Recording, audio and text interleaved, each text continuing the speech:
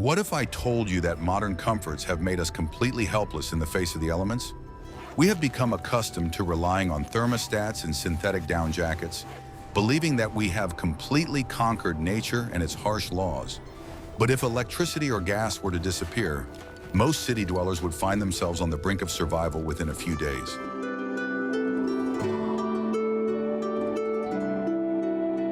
We have forgotten what was the basis of life for the people who inhabited North America centuries ago. The Indians of the Great Plains and forests did not just survive the bitter cold, they lived in it with comfort and confidence. Their technologies were not made of plastic and wires, but of a deep understanding of the physics of cold and the capabilities of the human body.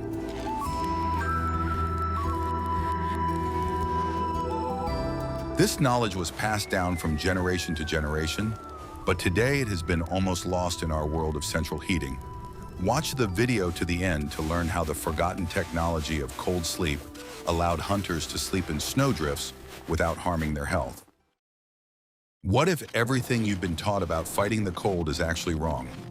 Modern man perceives frost as an enemy that must be destroyed immediately by shielding himself from it with thick walls.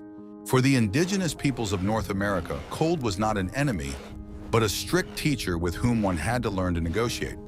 They did not try to defeat winter, but built their lives around its rhythms, using low temperatures to their advantage. This fundamental difference in thinking determined all their actions and strategies for survival in harsh conditions. A Lakota or Cheyenne warrior knew that fighting nature always ends in defeat for humans, so he chose the path of adaptation. Cold was perceived as a force that tempers the spirit and body, making a person purer and stronger. Instead of hiding from the cold in stuffy rooms, they spent most of their time outdoors. Constant contact with the elements forced the body to rebuild its thermoregulation to a completely different level of efficiency. Their bodies learned to generate heat in the same way as wild forest dwellers, rather than greenhouse plants. This approach required tremendous discipline and attention to the slightest signals from their own bodies. They could not allow the cold to turn from an ally into a killer, and they had a perfect sense of this line. The ability to remain calm even in extremely low temperatures was an essential survival skill.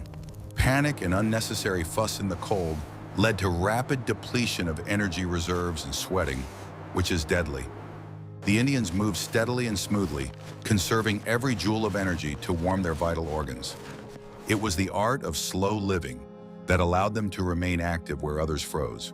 They knew that fear of the cold kills faster than the cold itself, paralyzing movement and the mind. Psychological training began at an early age, when children were taught not to shiver, but to relax in the cold.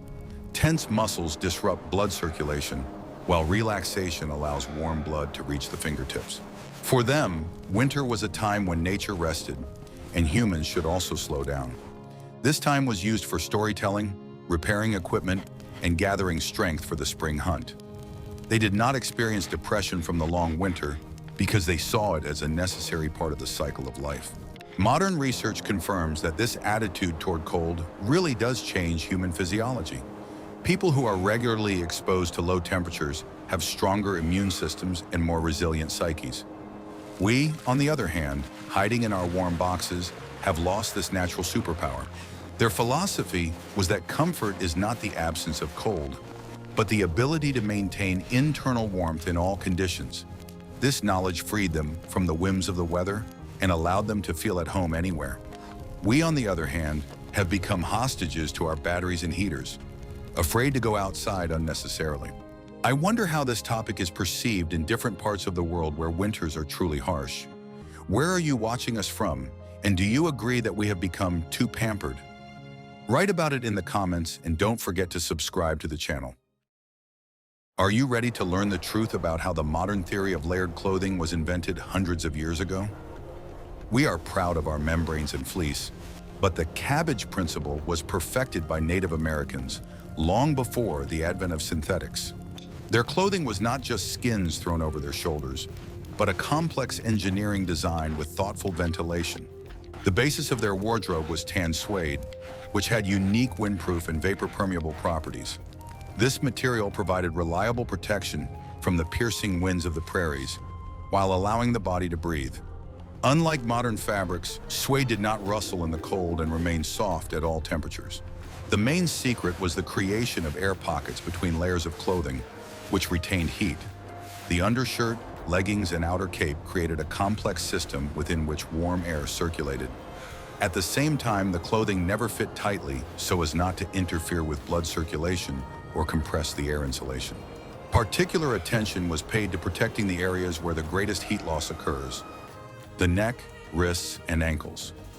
High moccasins were tightly tied to leggings, creating a sealed connection that prevented snow from entering. Collars and cuffs were trimmed with fur, which acted as a thermal lock. In severe frosts, heavy bison skins with the fur on the inside were thrown over regular clothing. This design created a thermos effect, where the wool retained a huge volume of still air. Bison fur was so thick and warm that you could sleep in it right on the snow. The Indians were well aware of the danger of overheating and subsequent sweating. Therefore, their clothing allowed them to easily regulate heat exchange on the go by unbuttoning or removing layers. The ability to cool down in time was as important as the ability to warm up. Decorations on clothing, such as fringe, often served not only an aesthetic but also a practical function. Fringe helped to quickly remove moisture from the seams and help the clothes dry after rain or wet snow. Every detail of the costume had been tested over centuries of use in the harshest conditions. Footwear was the pinnacle of their leatherworking skills and consisted of several parts for maximum warmth. Soft moccasins were lined with insulation made of dry grass or fur, which could be easily replaced. This allowed the feet to stay dry even when moving actively in deep snow. Different animal skins with unique characteristics were used for different weather conditions. Deer skin was light and flexible, moose skin was durable and windproof, and beaver fur repelled water perfectly. By combining these materials, they created the ideal survival suit. No modern synthetic material can compare to natural materials in their ability to adapt to the body's microclimate. Did you know that Native Americans had their own version of central heating that did not require burning tons of firewood? You will learn about this in the next chapter. Guess how long it took to create the perfect dwelling that could withstand hurricane-force winds and 40-degree frost? The teepee, which many mistakenly considered to be a simple tent, is actually a masterpiece of aerodynamics and thermal engineering. Its conical shape is perfectly streamlined for the winds that sweep across the Great Plains and allows it to remain stable in any storm. The secret to keeping warm in a teepee was the use of double walls, which created a thermos effect. Inside the main cone, a second inner shell, known as the dew cloth, was stretched approximately the height of a person. The air between the outer cover and this inner wall created a powerful insulating layer. Cold air was sucked in from below, passed between the walls, heated up, and escaped upward through the smoke hole. This natural convection created a constant draft that carried smoke away from the hearth and provided ventilation.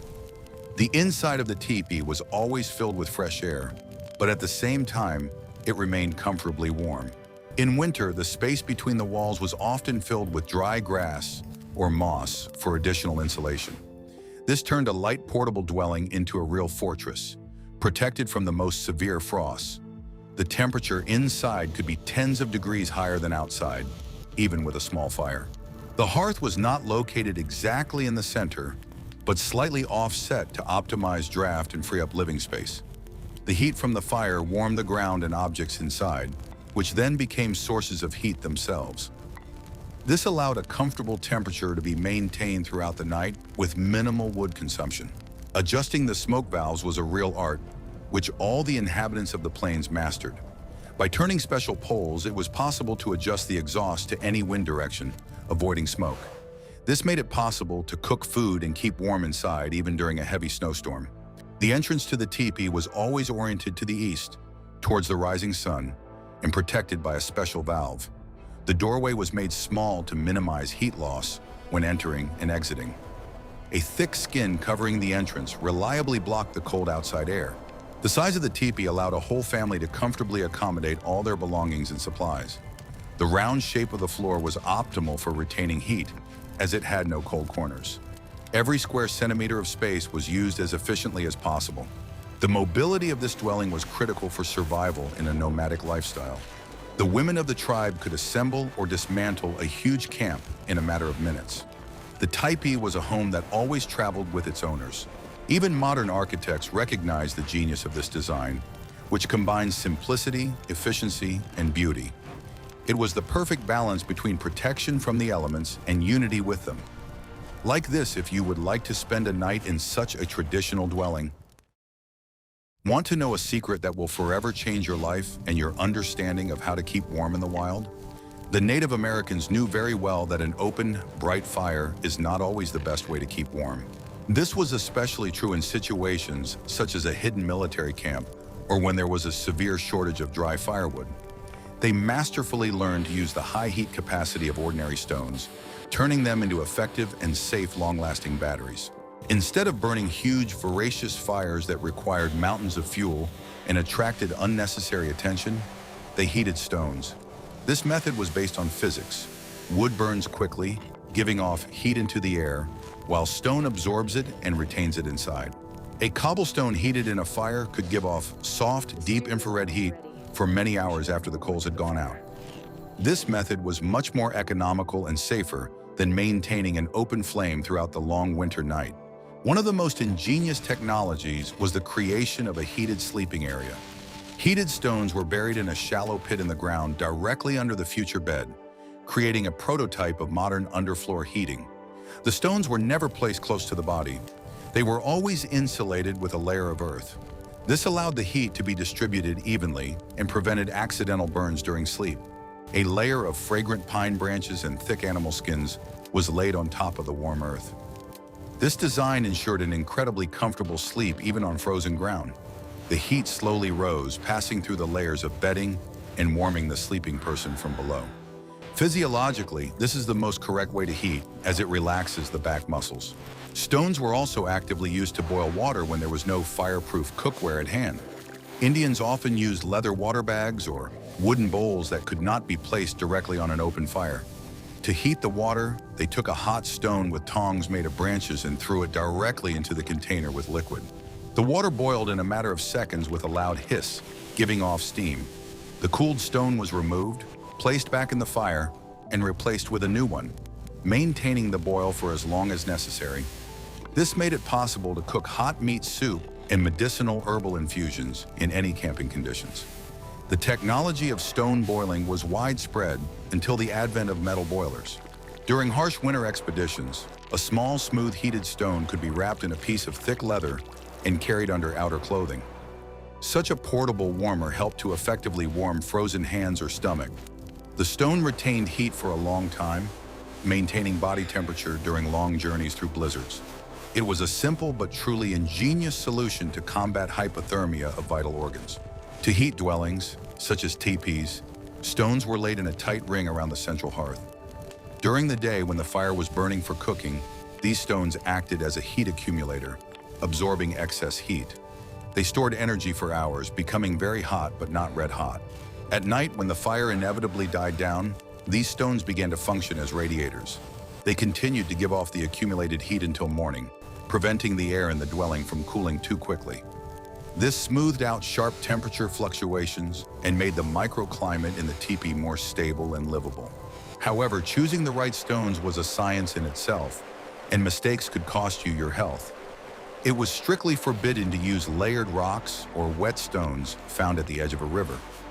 Water accumulated in microcracks turned into steam when heated and tore the stone apart from the inside with the force of a grenade. The fragments could seriously injure or blind people sitting by the fire.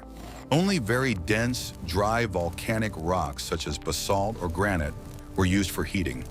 They were able to withstand multiple cycles of extreme heating and cooling without breaking. Knowledge of geology and the properties of minerals was an integral part of the science of survival in the wild. This method allowed them to remain undetected by their enemies, which was critical during tribal wars.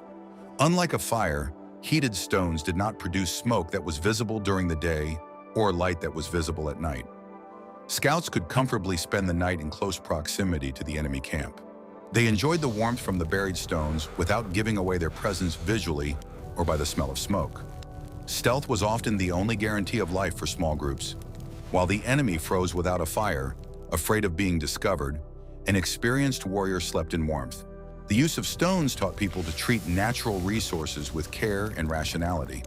After all, it took very little brushwood to heat the stones, while thick logs were needed for a night fire. It was a technology of intelligent minimalism, where small efforts led to significant results.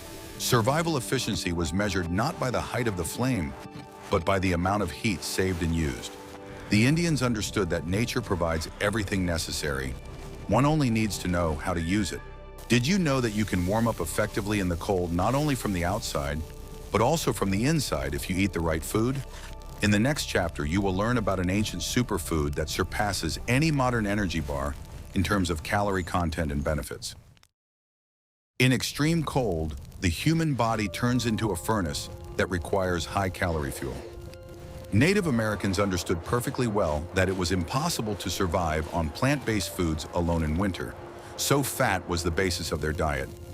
It was fat that provided the long-lasting energy that allowed the body to generate heat for many hours.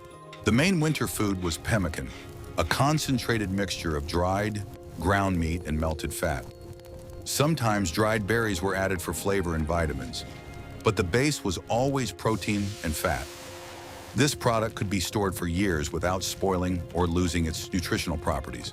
Pemmican was incredibly dense in energy value. A handful of this mixture replaced a full meal. For a hunter or warrior walking dozens of kilometers through the snow, it was the perfect solution.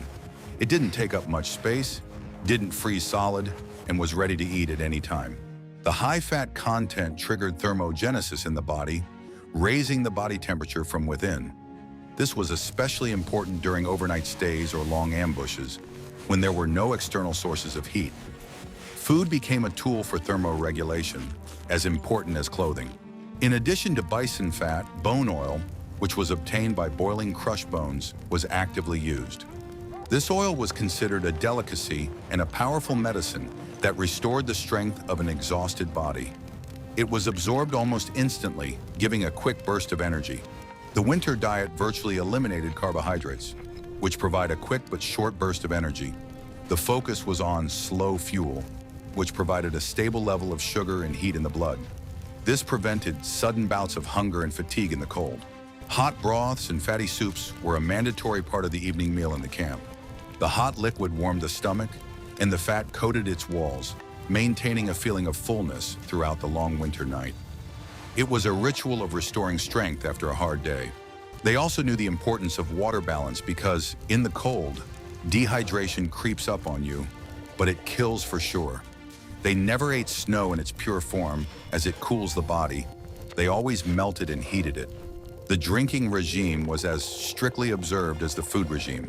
The ability to obtain, preserve, and properly distribute fat reserves was a matter of life and death for the entire tribe. A successful autumn hunt and the preparation of pemmican ensured that people would survive the hungry moon months. This was a food security strategy that had been refined over thousands of years. Food was not just a pleasure, but a strategic resource that allowed the human engine to work at its full potential. What if I showed you how to sleep comfortably in a deep snowdrift and wake up refreshed and healthy the next morning? Sleeping in the bitter cold seems like a sure and painful death to pampered modern humans, but for Native Americans it was routine. Winter military campaigns could last for weeks, and it was not always possible to spend the night in the warmth of a wigwam. The secret to survival lay in the proper engineering of the sleeping area and strict discipline. Sleeping alone in the winter steppe was very rare and was only allowed as a last resort. Usually, warriors slept in organized groups, huddled very close together, side by side and back to back. They lay down on the snow in a fan shape, with their feet toward the center or in a tight row like sardines in a can. This allowed them to create a single thermal contour where no one was left alone with the cold. They covered themselves with large bison or bear skins, which significantly reduced the heat loss of each individual. The warmth of one warrior inevitably warmed his neighbor, creating a powerful unified energy field for the group. Those at the ends of the row periodically swapped places with those in the middle so that everyone could warm up evenly. It was a principle of collective survival, where selfishness was tantamount to suicide. Very thick layers of coniferous branches Dry grass or spare skins were always used as bedding. The main task was to reliably insulate the body from the icy ground, which is the main heat thief. Due to its thermal conductivity, the ground draws energy from the body much faster and more aggressively than frosty air. Therefore, high-quality insulation from below was always more important than a thick blanket from above. This rule of the bottom layer was an inviolable law of the taiga and prairies, the violation of which was punishable by severe pneumonia or kidney failure. An experienced tracker could spend an hour laying branches under himself, knowing that it would save his life. If there were no branches, they used saddles, shields, and any dry objects. For shelter, they often dug special snow trenches or burrows, making good use of the unique properties of snow itself. Snow, consisting of many air crystals, is an excellent natural insulator and retains heat well. However, it was important to ensure that the snow walls did not melt from direct contact with hot bodies and clothing. Wet clothing instantly lost its protective properties in the cold. In a properly constructed snow shelter, the air temperature remains around 0 degrees, even if it is minus 30 degrees outside. The walls of the burrow block the wind and reflect the person's heat back, creating a tolerable microclimate. In such a shelter, the water in a flask could remain unfrozen until morning. It was simple but effective physics at the service of man. The sleeper's head always had to be carefully protected, as a huge amount of heat escapes through the uncovered top of the head and neck. They slept in fur hats or covered their heads with the edge of a bison cape, creating an air pocket. At the same time, they always left a small opening for fresh air and breathing. It was critically important not to breathe inside the sleeping bag or under clothing, no matter how tempting it might be. Moisture from breathing inevitably condensed on the fabric and turned into ice, making the clothing damp and cold. By morning, this icy shell could cause serious hypothermia. Therefore, the nose always had to remain outside. Clothes were not usually taken off before bedtime on a hike, as an alarm could sound at any moment.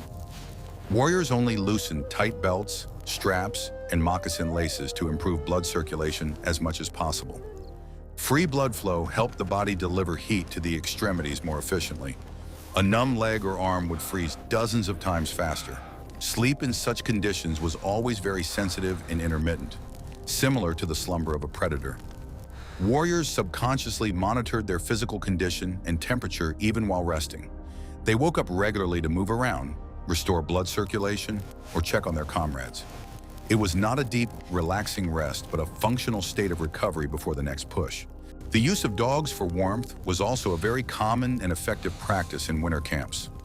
Large, shaggy dogs lying close to people acted as powerful living hot water bottles with high body temperatures. The dogs willingly snuggled up to their owners, as they too were cold in the snow. This biological symbiosis helped both humans and animals survive the harshest, darkest nights. Did you know that these ancient methods formed the basis of modern training for elite special forces operating in the Arctic? The physics of cold have not changed over the centuries, and the experience of our ancestors remains a relevant guide for action. In the next chapter, you will learn how the Indians ingeniously solved the problem of moving through deep snow when horses became useless. Deep snow is an insurmountable obstacle for the unprepared, a trap that saps strength in a matter of minutes. The Native Americans turned this problem into an advantage by inventing snowshoes, an engineering masterpiece that changed hunting and warfare tactics. This device allowed them to glide over the surface of snowdrifts instead of sinking into them, saving a tremendous amount of energy. The design of snowshoes varied depending on the region and type of snow. For tribes in forested areas, they were wide and oval, like bear paws, for maneuvering between trees. On the plains, long, narrow models with curved noses were used, ideal for quick transitions across open spaces. The frame was made of flexible and durable wood, such as ash or birch, which was bent with steam. The webbing was made of rawhide straps that did not get wet or stretch from moisture. The mesh structure allowed snow to fall through the cells without weighing down the foot. The fastening was designed so that the heel remained free, which ensured a natural gait and did not overload the ankle. This made it possible to cover dozens of kilometers a day without excessive fatigue. The technique of walking on snowshoes required skill, but once mastered, a person became the king of the winter forest. Toboggans were used to transport goods, light sleds made of thin boards with a curved front. Thanks to their flat bottom, they did not sink even in loose snow and glided easily along the tracks left by snowshoes. Toboggans were used to transport everything from game and firewood to children and the elderly. Skis, as we know them, were used less often, but some northern tribes had their own versions. However, snowshoes became the universal off-road vehicle of North America. They gave the Indians a tactical advantage over the Europeans, who got stuck in the snow in their heavy boots. In winter, rivers turned into icy roads that could be used to travel long distances quickly. The Indians knew the map of the ice roads and used them for migration and trade. Ice was not an obstacle, but a high-speed highway. Taking care of equipment was critically important. Rawhide straps had to be protected from dogs and moisture. In the evening, snowshoes were hung on trees so that rodents could not get to them. Breaking a snowshoe far from camp could cost a hunter his life. Children were taught to walk on snowshoes from the moment they began to walk at all. It was as basic a skill as breathing or speaking. Winter mobility was the foundation of the tribe's freedom and independence. It was thanks to these technologies that winter became a time of active hunting rather than passive survival.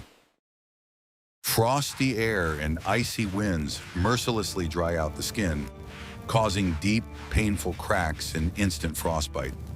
In the wild, any damage to the skin could become a gateway for deadly infection. Native Americans did not have access to pharmacy creams or petroleum jelly, but they had their own highly developed survival cosmetology. It was based entirely on the use of melted animal fats obtained from hunting. Applying a thick layer of fat to the face and exposed hands created a powerful protective barrier, similar to a second skin. This film reliably prevented the evaporation of precious moisture from the epidermis and blocked the direct aggressive effects of the cold. It was not just a cosmetic procedure, but an essential part of a warrior's equipment before leaving home. Thick bear fat, as well as raccoon or beaver fat, was usually used for this purpose. These substances were often mixed with natural pigments such as red ochre or charcoal. The resulting thick paste not only protected against wind and sun, but also served as excellent combat or hunting camouflage. War paint, therefore, had not only a frightening or ritualistic meaning, but also a purely practical use. The layer of fat with pigment acted as an additional thin layer of clothing, preserving the warmth of the skin on the face. The warrior was protected from the elements as reliably as from the gaze of enemies. This practice also had a profound hygienic significance that is difficult for modern people to understand. A thick layer of fat reliably protected the pores from ingrained dirt, dust, and disease-causing bacteria. In winter, when washing with water was extremely difficult and dangerous due to the risk of hypothermia, such dry washing was a lifesaver. In essence, fat replaced water and soap.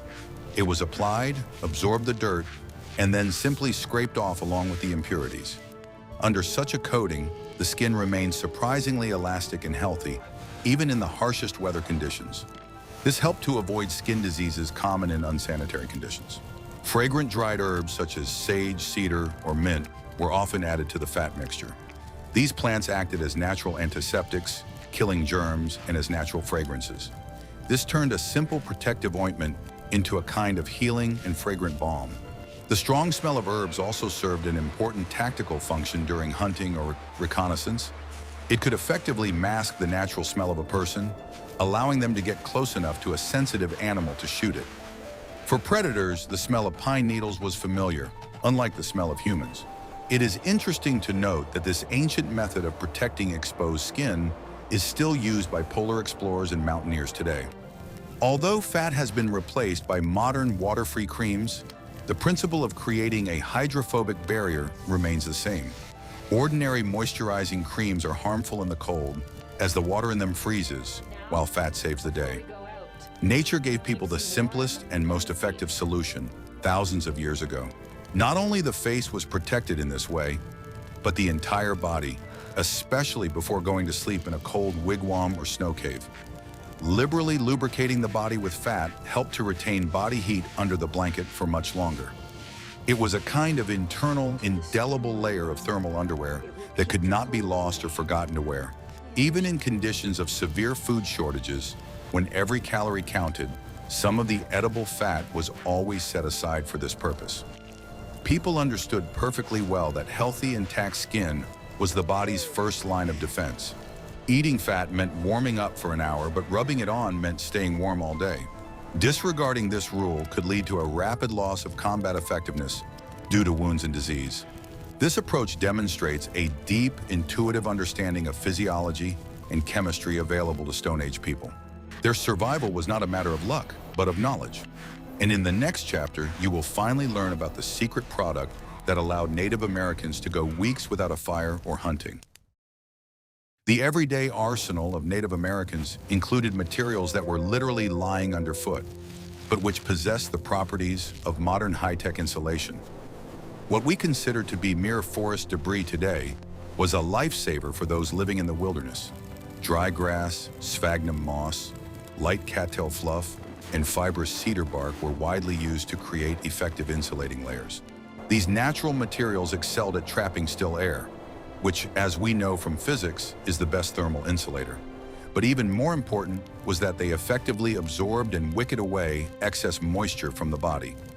In freezing conditions, dry clothing was synonymous with life, and the Indians understood this perfectly well. The unassuming sphagnum moss was a true biological supermaterial of its time. Not only did it provide excellent insulation by creating an air cushion, but it also had powerful bactericidal and antiseptic properties.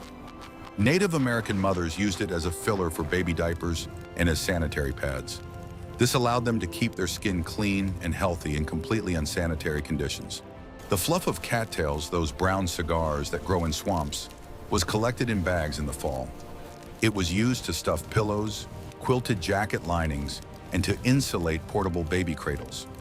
This incredibly light and airy material was almost as good as elite bird down in terms of its thermal insulation properties. Cattail created a soft and warm cocoon around the body, reliably protecting a person from the piercing wind. However, it had to be handled with care, as it was highly flammable. Therefore, it was always sewn into covers made of leather or thick fabric. Ordinary dry grass was the most affordable, cheapest, and most versatile insulation that could be found everywhere. Bunches of soft grass, skillfully placed inside leather shoes, created the effect of modern thermal socks. A layer of hay created a buffer between the icy sole and the foot. The main advantage of grass was its replaceability. When it got wet from sweat or melted snow, the grass was simply thrown away and immediately replaced with a new, dry bunch. This was impossible to do with fabric or knitted socks, which had to be dried for a long time by the fire. The shoes were always ready for use. The use of various natural insulators allowed for flexible adjustment of thermal insulation depending on the current weather. In severe frost, the layer of grass in the shoes was made thicker and denser, filling the moccasins to capacity. During a thaw, the layer was made thinner so that the feet would not sweat. It was a kind of modular system, accessible to everyone regardless of their wealth.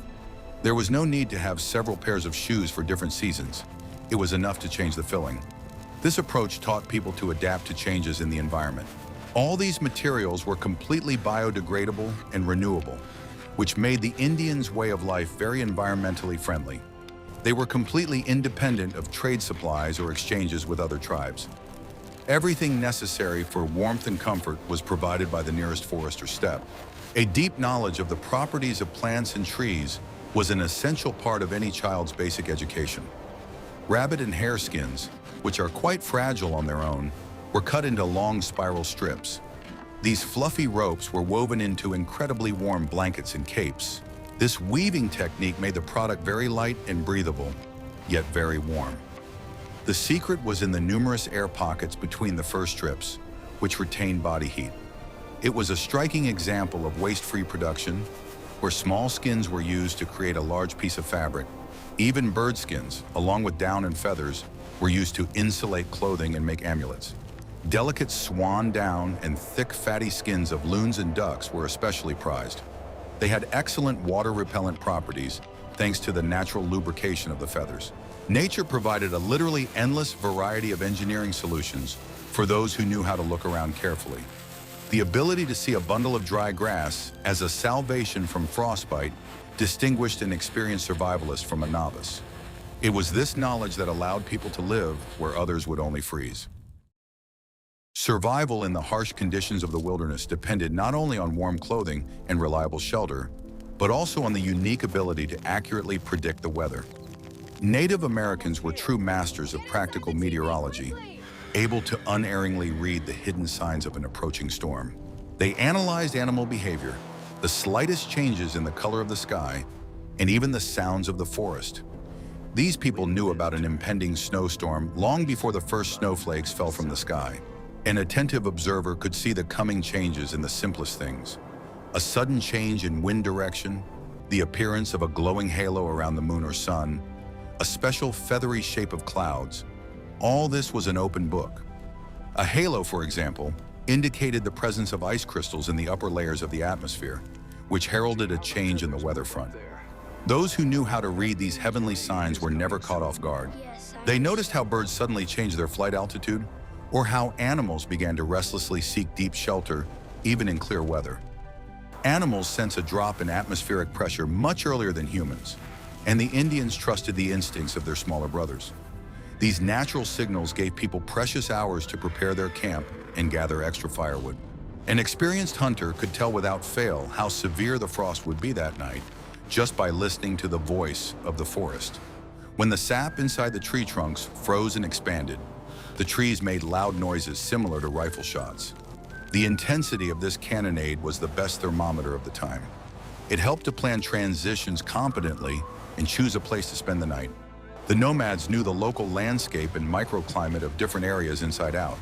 They remembered where deep snowdrifts accumulated, where the fiercest winds blew, and where natural shelter could always be found in the folds of the terrain. Trails were laid out with strict consideration of wind direction and terrain to minimize physical effort when walking. Knowledge of the geography of their land was as vital as knowledge of the weather forecast. The Indians avoided the lowlands where the coldest air flowed, preferring to spend the night on the slopes where it was warmer. Long-term forecasts were based on biological observations. The thickness of the undercoat and fur of animals hunted in early autumn spoke volumes about the severity of the coming winter. If beavers began to build too large lodges and stockpile more branches, it was worth expecting severe and prolonged frosts. Animals were preparing for long isolation, and people followed their example. These folk signs were the result of centuries of observation by generations, and unlike modern forecasts, rarely failed. Evening observation of the stars helped to navigate not only in space but also in the calendar time of year. The position of the Pleiades cluster or the tail of the Big Dipper indicated the approach of midwinter or the coming of spring. Celestial mechanics were precise and unchanging. The entire nomadic calendar was written directly on the night sky. The ability to foresee danger in advance allowed them to avoid it, rather than heroically overcoming it at the risk of their lives. If all the signs pointed to an approaching blizzard, the wise tribe would stay put, conserving their strength and supplies. It was considered foolish to challenge the elements when you could wait them out in the warmth. True wisdom lay in not arguing with nature, but adapting to its rhythm. Passing on this critical knowledge to young hunters was the most important task of the tribe's elders. The stories and legends told around the campfire contained encrypted instructions on how to read the signs of nature. Culture was not just entertainment, but a reliable repository of information about survival strategies. The mistake of an ancestor in a fairy tale taught descendants not to make the same mistake in reality. Attention to the smallest details, which we have practically lost in the hustle and bustle of modern city life, was their main tool. They lived in a state of constant and continuous dialogue with the world around them, and this world honestly warned them of any possible dangers if they were willing to listen. It was this deep, almost mystical connection with nature, based on knowledge and respect, that allowed them to thrive where we would simply perish in the first day. For us, winter is an enemy, but for them, it was a strict teacher. We have examined only a small part of the vast arsenal of knowledge possessed by the indigenous peoples of North America. Their technology is not devices and gadgets, but a deep understanding of the laws of physics, biology, and psychology. Insulation, layering, proper nutrition, and exercise. These principles remain unchanged today. We are reinventing them in modern laboratories, giving new names to what Native Americans have been practicing for centuries. Perhaps we should learn from them not only how to dress or build shelters, but also how to relate to the world. Stop fighting the cold and start understanding it. After all, technology can fail, batteries can run out, but knowledge and strength of spirit will remain with us forever. Which of these ancient life hacks did you find most surprising and applicable to modern life? Would you like to see an episode about how Native Americans made fire without matches in a damp forest? Suggest your topics in the comments and subscribe to the channel so you don't miss new journeys into the wisdom of the past.